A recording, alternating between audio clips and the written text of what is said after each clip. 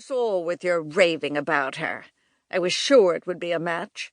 And then, as usual, you had one of your temper bursts, and it all ended." Roger stared at his plate. "She was unreasonable."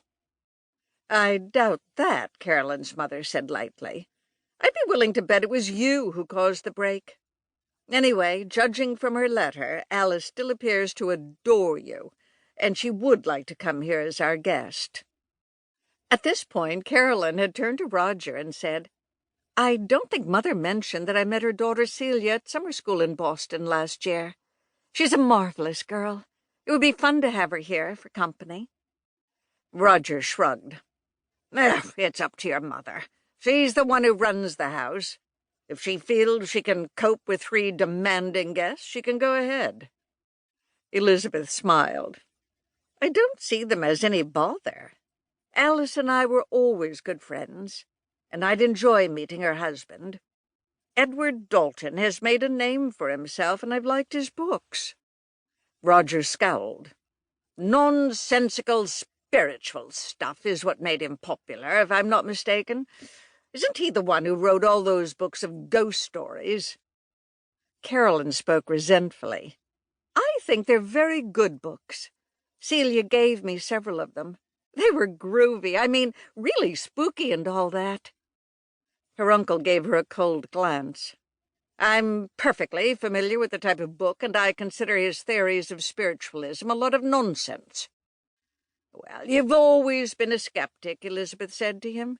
"But that doesn't mean you're right.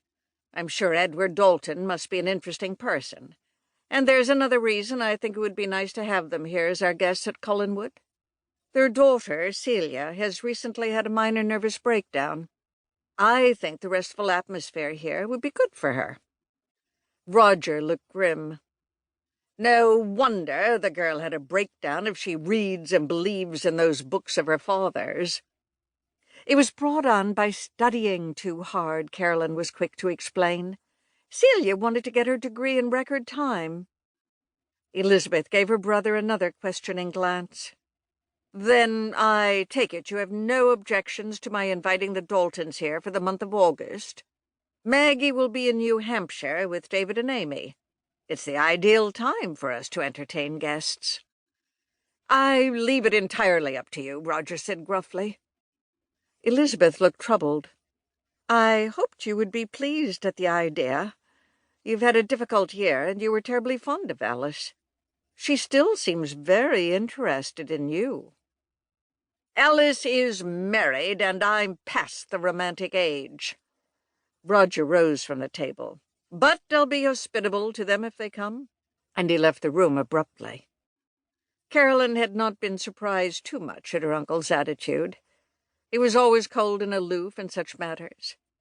But she was glad he had at least agreed to the Daltons' coming. She looked forward to renewing her friendship with Celia again. She had a younger girl's crush on Celia, who was several years older, and she hoped her friend's illness hadn't changed her greatly. Now she asked her mother about this. "Did Mrs. Dalton say much about Celia being ill in her letter?" "Not much," her mother said, "though I do know the girl was under a psychiatrist's care and in the hospital for some weeks. She doesn't plan to return to her studies until next fall." "Ah, that's probably wise." "I would have liked to have seen Roger a bit more enthusiastic about their coming," Elizabeth said. "What makes him so bitter?" Elizabeth smiled sadly.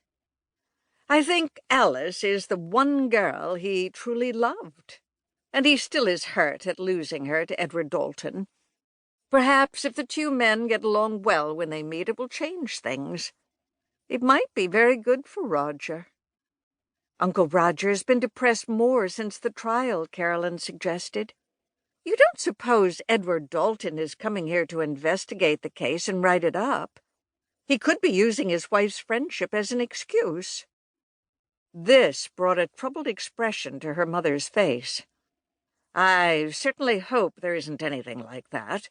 If there's any more talk about the Harriet Barnes thing, it will be dreadful for us all."